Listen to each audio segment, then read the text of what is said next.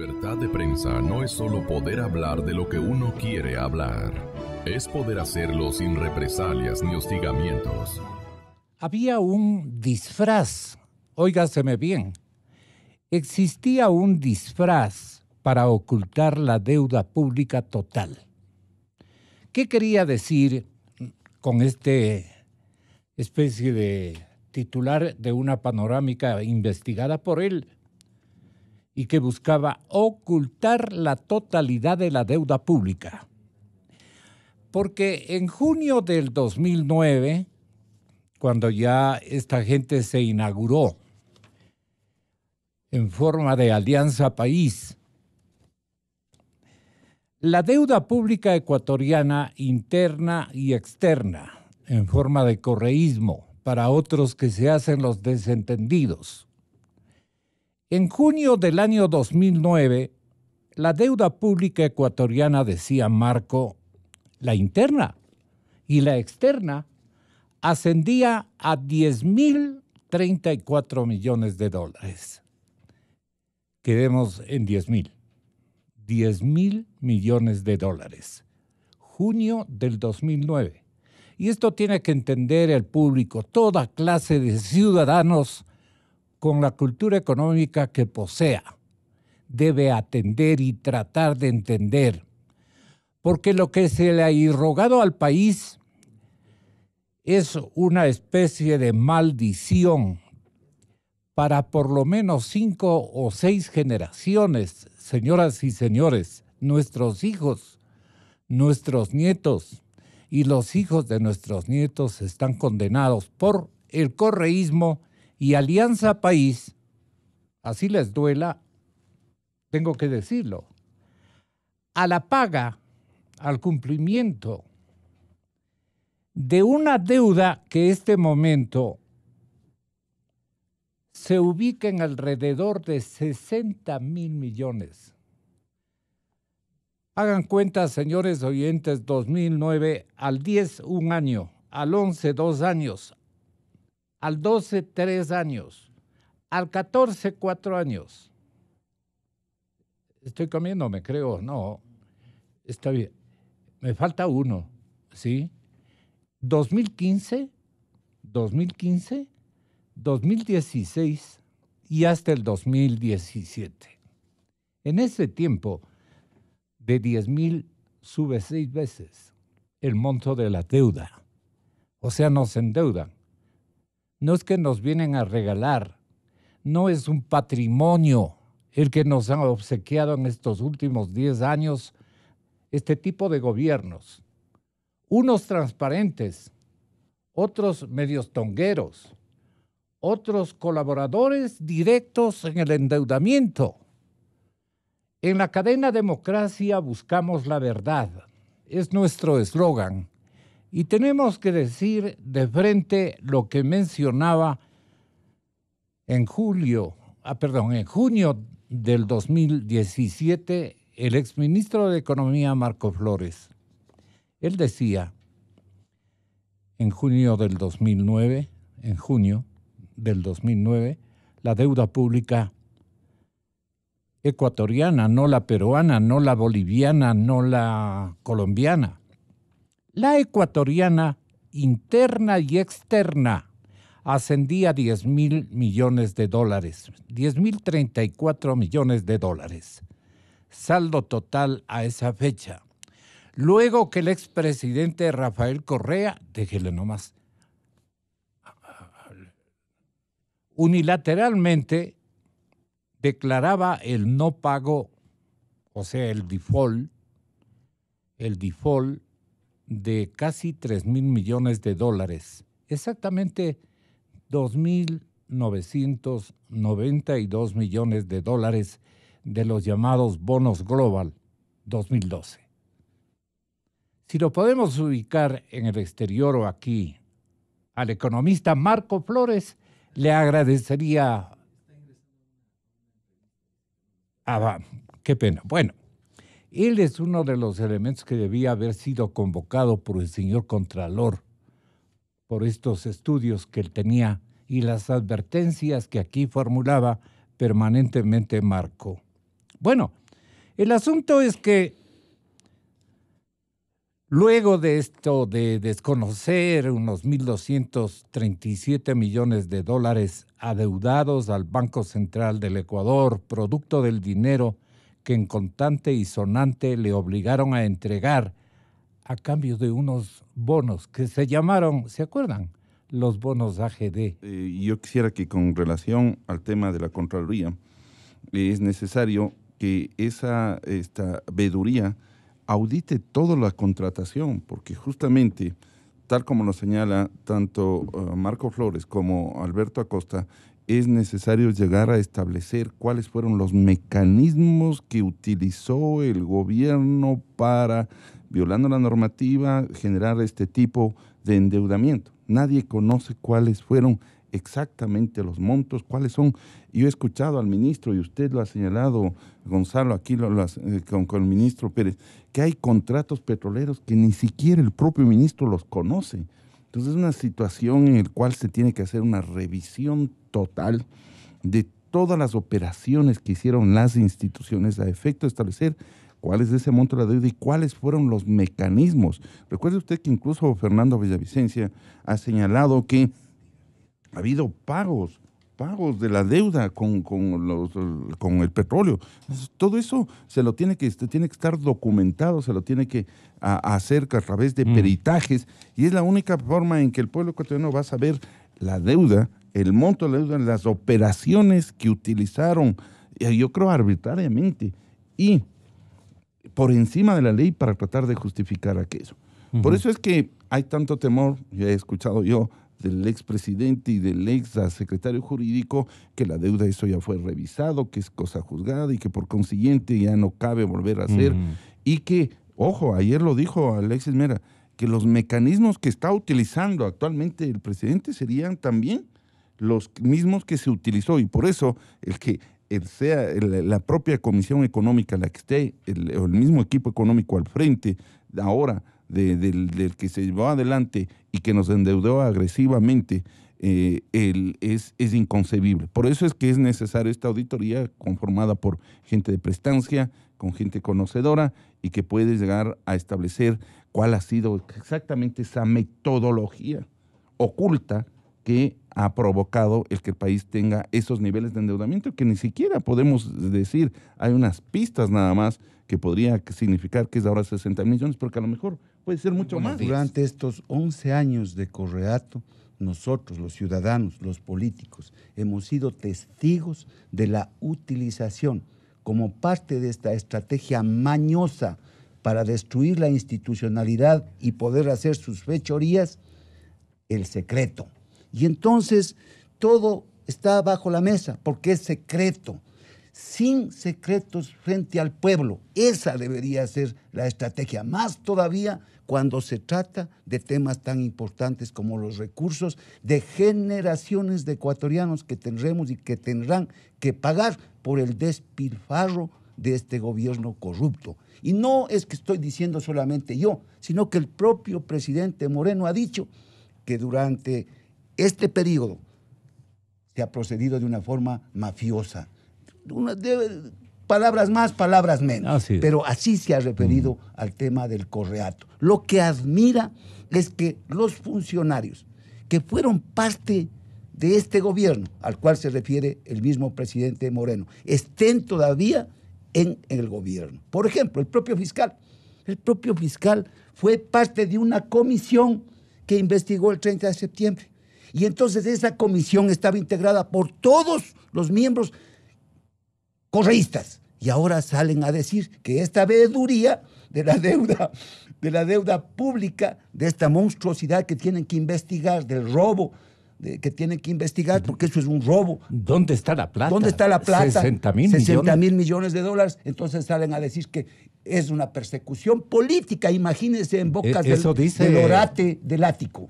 Y él sale cínicamente y dice, es una persecución porque esa comisión está integrada por enemigos míos solamente. O sea, esa verborrea correísta es la que ha tenido al país aterrorizado a unos, otros calladitos porque no me conviene que hablen, porque yo también he sido parte de aquello y de aquel acto que genéricamente se llama corrupción, pero que el pueblo lo entiende como robo, como ladrones, como rateros. Esa es la verdad. ¿Usted cree que tiene, para decir esto, tiene el país y la institucionalidad de control, tiene evidencias de que Correa autorizó vía decretos especiales los manejos de las grandes adquisiciones, de los grandes contratos de construcción de activos, como en el caso petrolero, que ha arrojado estos resultados? Ahí se malinvirtieron estos dineros y de ahí salieron los nuevos ricos del Ecuador. Pero partamos de lo primero, pues. Sabemos cuál ha sido la característica del proceder de Correa durante estos 11 años. ¿Se imaginan los ecuatorianos que alguien haga algo a espaldas de él? Absolutamente no, pues. Todo lo que se conocía tenía que pasar por la decisión del presidente. Y él dice, entonces yo no puedo ser culpable de todo lo que han hecho, dice. Pero yo le digo que no sea cobarde, porque lo primero que un hombre y un líder tiene que saber y hacer es absolutamente responder por los actos y no culpar al de abajo. Fíjese, en el 2016, un editorial del Vistazo dice que le preguntaron a los brasileños, después de la sentencia de Lula, y le preguntaron, ¿cree usted que la justicia, que la institucionalidad va a procesar a todos los infractores? El 90% dijo que sí cree, porque le habían sancionado al de cuello blanco, a Lula. Y en cambio a los ecuatorianos les preguntaron lo mismo. El 37% dijo que creía en la justicia, porque este gobierno, el del Correato, de 11 años, destruyó la institucionalidad para mañosamente despilfarrar los dineros del pueblo ecuatoriano. Bueno, usted nos hace hacer memoria de algunos hechos que, desafortunadamente para el país, el tiempo se ha encargado de ponerlos como verdad irrefutables. Cuando yo le dije al Ecuador que a esta revolución se la iba a tragar la corrupción, cuando yo hice un paso al costado de ese proceso, el presidente Correa dijo en una sabatina que era pretextos míos para justificar mi traición a la revolución. Y yo le había dicho en ese tiempo al presidente Correa que la corrupción amenazaba de manera directa ese proceso. ¿Agresiva? Sí, nosotros habíamos levantado tantas esperanzas en el pueblo ecuatoriano porque se presentó una propuesta de revolución ética, lucha a muerte contra la corrupción. Y bueno, ahí no había que decir, sino que hacer. Así que se plantearon algunas iniciativas. Yo planteé 2 iniciativas con las que choqué directamente con el aparato del gobierno central. Primero, planteé una auditoría a la contratación pública. Y fue espectacular la respuesta del presidente, de toda la bancada, que era una iniciativa genial, porque veníamos de hacer una auditoría a la deuda pública, y yo decía, hagamos asimismo una auditoría a la contratación pública del Ecuador. Había una bancada que teníamos absolutamente todo el apoyo. Decía que era ¿Cuáles eran las ideas de acciones que debía emprenderse? Lo que primero que planteábamos era hacer una investigación de todas las obras contratadas con los montos originales y los montos que se habían terminado de pagar, y la verificación de los contratistas con las obras terminadas, porque habían denuncias de que había incluso contratación pública y no habían las obras realizadas. Se cobraba el dinero, pero no habían las obras. Y entonces esa propuesta generó mucha expectativa, y a la hora de tomar la decisión ya de presentar este proyecto, y lo emplazo públicamente aquí al Corcho Cordero, porque de esa reunión yo no me olvido. En esa reunión, cuando se planteaba ya la presentación del proyecto, y ahora el Corcho Cordero dijo, a cargo de los territorios. No nos podemos hacer un harakiri. ¿Cómo es eso? No nos podemos hacer un harakiri. Resulta que ya habían visto que de toda la contratación pública que se iba a auditar, el mayor monto de contratación pública ya significaba a ese momento la contratación pública del presidente Correa. Porque en este gobierno se manejó recursos, en estos 10 años se manejaron recursos que el Ecuador no ha tenido en más de 30, 40 años.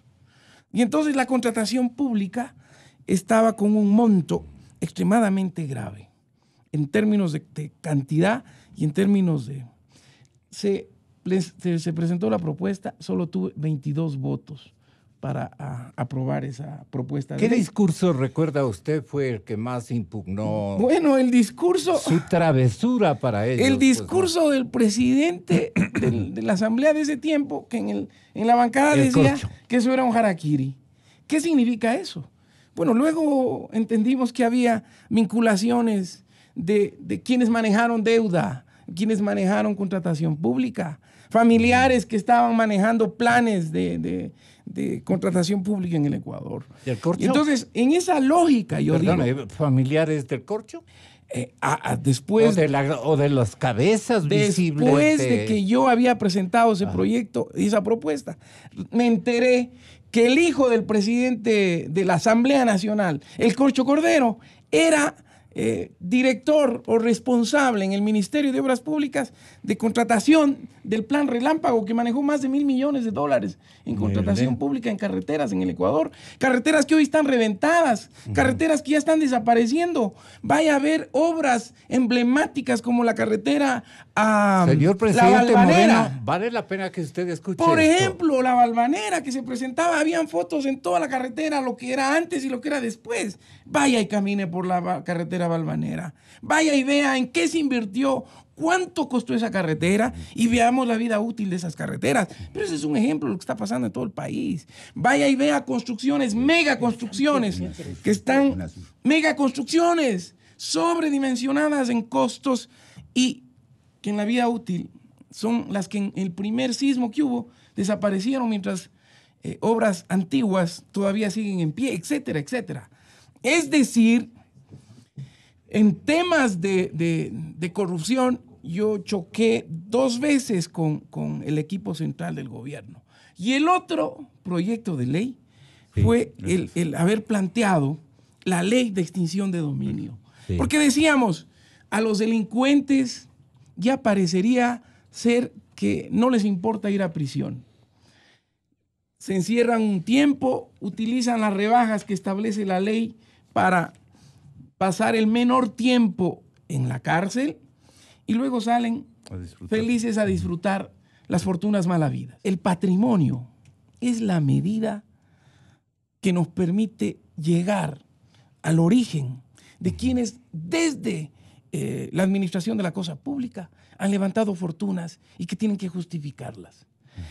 La ley buscaba que se justifiquen, pues, estos patrimonios que en todo el país generan una especie de indignación pública.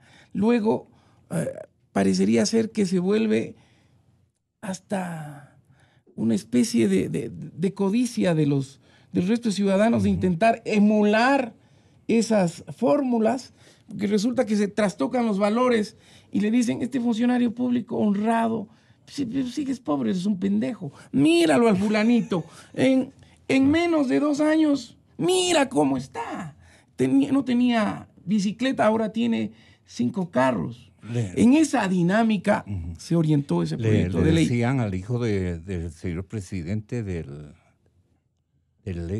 expresidente del Congreso. Yo le digo a usted, señor Rosero, que en la administración de la cosa pública,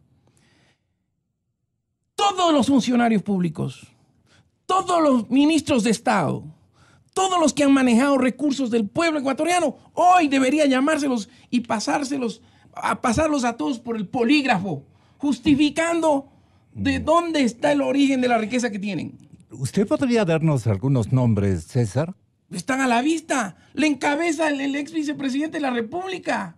La encabeza el ex contralor, la persona llamada a garantizar la honradez, la corrección de la cosa pública. Si el contralor es la primera autoridad del Estado a controlar el buen uso de la cosa pública. Es el que se pone a la cabeza de esos procesos de corrupción. O sea, lo que sabe Polides por es una lista de nombres infinita, pero muy, muy decidora de los que perjudicaron. Todos los procesos políticos no pueden decir que están exentos de corrupción.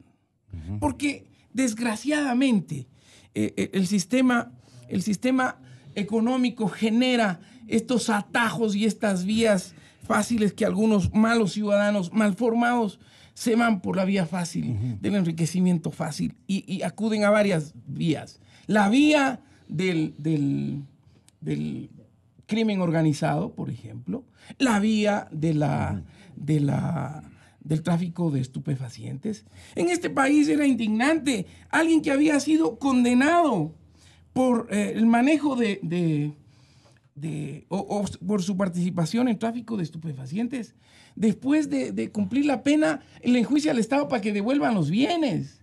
Si había ley de extinción de dominio, esos bienes se revierten a favor de la sociedad, porque ninguna fortuna mala vida puede ser protegida por el Estado. Entonces, esos proyectos de ley resulta que asustaron a quienes tenían ejercicio de responsabilidades públicas y se bloquearon. Se bloquearon olímpicamente en la Asamblea Nacional. Generó terror en algunos sectores, incluso en los que apoyan la lucha contra la corrupción. En términos prácticos, me parece que el Ecuador está viviendo un baño de verdad a partir de que se cayó el telón. Brasil echó abajo el telón de un proceso político que decía que no era corrupto, que tenía la transparencia absoluta. El presidente Moreno echó abajo el telón de un país que vivía bajo la propaganda de que el Ecuador era el milagro económico de América Latina. Este telón ha caído y lo que estamos viendo es que en donde usted pone el dedo salta pus en cualquier contratación pública. Dos cosas que son importantes, Gonzalo, porque la iniciativa que presentó César Rodríguez en su oportunidad y Washington Pesantes apuntaban justamente a una ley especial de extinción de dominio de los bienes mal habidos. ¿Cuál es la idea fundamental, Gonzalo, que no solamente se ha aplicado aquí en el caso ecuatoriano, sino en varios países, por ejemplo en Argentina, era que tengamos un instrumento legal distinto para evitar que tengamos que esperar el juicio penal a tener sentencia para recién iniciar, tramitar las acciones contra los bienes? En Argentina, por ejemplo, se permitió que se inicie directamente un proceso civil y se pueda recuperar. A eso va atendiendo una normativa a efecto que se puedan inmediatamente tomar los bienes de origen ilícito, en este caso un procedimiento expedito en 120 días, la de que tenía César, y creo que va en mismo sentido Washington Pesante, para que se puedan inmediatamente tomar los bienes de origen ilícito y se pueda además tener sentencias en el exterior para que se puedan recuperar, porque no solo los bienes están aquí en el país, fundamentalmente están en el extranjero, en los paraísos en offshore y todo este tema, porque además se requiere una sentencia. ¿Cómo usted exige a un gobierno del exterior que pueda retirar los bienes? Tiene que tener un documento desde el instrumento, esa es la sentencia para que pueda ir recuperando, con las dificultades que esto genera. El otro mecanismo que se ha utilizado a nivel internacional es justamente el hecho de estas empresas internacionales que investigan la ruta del dinero y que el presidente Moreno ya lo señaló, que los iban a contratar y que la fiscalía debería estar en este tema. Porque, mire, lo que dice César es verdad. ¿Qué es lo que ocurre en la práctica? ¿Qué va a ocurrir con Glass? Tiene 6 años, a lo mejor con su buena conducta, te pasará 3, le harán la rebaja, se saldrá en 2 años. Sale a los 2 años. ¿Y la plata que se llevó?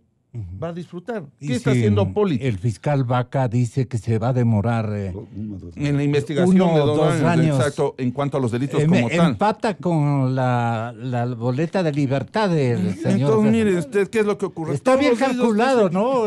¿Qué pasa con Alex Bravo? No se olvide. Todos ellos ya mismo salen y van a disfrutar el dinero que lo tendrán ¿en dónde? en los paraísos fiscales, en Andorra, en Bielorrusia, en donde les esté.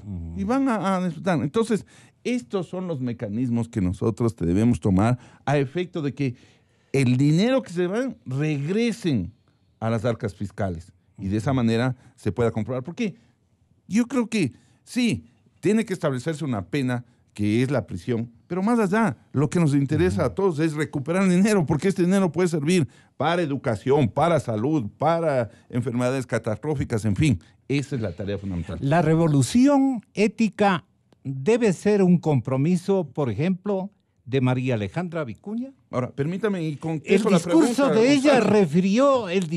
de ella refirió precisamente a lo que usted está diciendo. Comprométale a María Alejandra Vicuña, vicepresidenta constitucional de la República, esta lucha, esta cirugía. pero la que cirugía, nos comprometió empieza en la casa, y ahora le doy contestación a lo que usted decía, Gonzalo. El presidente Moreno debería dar ejemplo de esa cirugía con su propio gobierno, con su propio gabinete. ¿Cómo usted pretendía que esté ahí un señor Iván Espinel que no nos ha justificado? ¿Cómo usted pretende que tantos funcionarios que están cuestionando, el mismo señor Rivera, el señor Richard Espinosa, que como premio se le manda como embajador? Esto es es una tomadura de pelo. Hay un principio político en la toma de decisiones, que también es en los otros campos, que es la oportunidad. Cuando no ocurre eso, entonces se llama tongo. El pueblo dice, esto me suena a cuento. Y entonces resulta que en estos momentos tan difíciles del país, el fiscal sale y dice que después de 1, 2 años estará listo ese proceso. Entonces, ¿qué es lo que pasa? Nosotros creemos que no solamente es el fiscal, sino que todas las autoridades de los órganos de control están calculando el tiempo. ¿Y sabe por qué están calculando el tiempo? Porque hay una consulta el 4 de febrero y eso es penoso. Y en esa consulta se va a decidir el futuro de ellos. Entonces, unos se hacen los alhajas, ahora sí, hacen muchas acciones que están cumpliendo con su deber y otros postergan sus decisiones para ver qué es lo que sucede. Y eso es penoso. ¿Quién está haciendo esos cálculos? Mire, por ejemplo, el Contralor. A mí me parece muy bien que haga esta acción referente a la auditoría de la deuda. Yeah. Pero resulta que dice que los resultados van a ser en abril. ¿Cuándo es la consulta?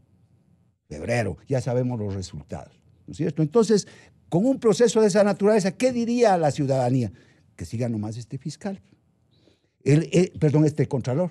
El fiscal dice, le pregunta el periodista y le dice, los 2 escenarios, dice, yo voy a esperar para pronunciar. Porque solamente hay 2. Si es que no estoy, pierdo el puesto. Si es que estoy, bueno, ahí veremos. No es así, porque las decisiones de Estado tienen que ser sin cálculos de tiempo. Vea, la estrategia tiene 3 elementos. O de conveniencia personal. Conveniencia. Entonces están haciendo estrategias personales. Tiempo, espacio y prioridad. ¿Cuál es mi tiempo? ¿Cuál es mi espacio? ¿Cuál es mi prioridad? Y eso debería ser para beneficio del Estado y no personal. Pero vamos a lo que usted me dijo que comente, que es el tema de las opiniones del doctor Mauro Terán. Mire, todo pasa porque en el año 2011, es un hito histórico, sale Correa y dice, yo voy a meter la mano en la justicia, y de hecho lo hizo. Ya venía en ese tiempo cooptando la institucionalidad del país para que sea la regla, ya no institucionalidad, para beneficiar al caudillo. Y entonces estamos hablando de la ley de extinción de dominio. Resulta que el eje transversal del procedimiento del Correato era la persecución. Entonces había gente que decía, con una ley de extinción de dominio, con la justicia en manos de Correa, con los organismos de control en manos de Correa, entonces van a venir, le acomodan, me persiguen y me quitan lo que yo tengo decentemente. Había ese temor, pero también entonces las cosas pasan porque cooptó todo el poder, el caudillo, para utilización de él y de su banda, que era en ese tiempo, y sigue para mi concepto siendo, Alianza País, con conceptos del propio presidente Moreno, ¿no? Que él ha afirmado y ha calificado que ha sido, dice él, ladrones que asaltaron la patria. Entonces, ese es el problema. Ahí está el centro Lo que hay que hacer es cirugía pero mayor. ese simple acerto ya le saca, digamos, de este escenario de conspiración que han tenido en Alianza País. Más bien es una estrella que se le ve a Sí, Moreno. hay una puerta abierta en el discurso, pero la cirugía mayor pasa entre tener coherencia entre el discurso y sus acciones. ¿Cómo es posible? Usted dice del dicho al hecho. Del dicho al hecho, como dice el pueblo ecuatoriano en las calles, en las veredas, en los lugares de reunión.